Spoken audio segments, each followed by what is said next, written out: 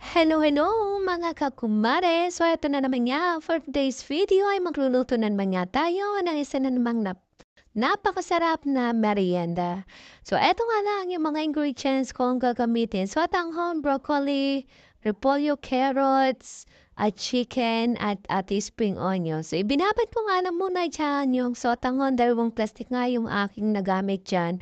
At dito nga ay nagpainit na nga ako dyan ng mantika, naggisa na nga rin ako dyan ng sibuyas at bawang. Nung okay na nga yan, maluto ng sibuyas at bawang, ay nilagay ko na nga rin itong aking chicken na ginekit kanina. Ginisa-gisa ko nga lang yung chicken dyan, mga mariko, hanggang sa maluto. At nung okay na nga yung chicken, ay nilagay ko na nga rin itong ating carrots.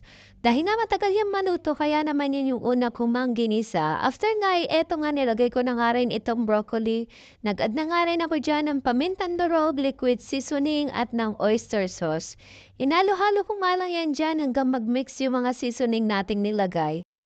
Nilagay ko na nga rin yung ating repolyo, tinakipan ko nga lang yan ng ilang minuto hanggang sa maluto. After nga, minix ko na nga lahat ng mga gulay at hinuli ko na nga ilagay itong spring onion dahil mabilis lang naman yung maluto.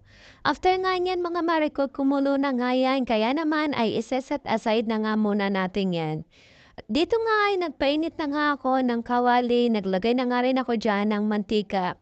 At nagisa na nga rin ako dyan ng sibuyas at bawang para nga sa ating noodles na lulutuin.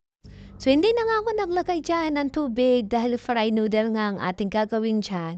So nag-add na nga rin ako dyan ng oyster sauce at ng liquid seasoning. At kung nakabot ka nga hanggang dito sa video ito mga Marikoy, please follow, like, and share para naman updated ka pa sa mga susunod nating video. Nung okay na nga yung ating noodles, ay nilagay ko na nga rin itong ating gulay. So, okay na nga yan. Kaya naman, halo-halo lang natin yan dyan para naman mag-mix na yung ating noodles at yung ating gulay. So, eto na nga, luto na nga yung ating stir-fry vermicelli noodles. Kaya naman, hanggang dito na lang for today's video. Thank you for watching. Bye-bye!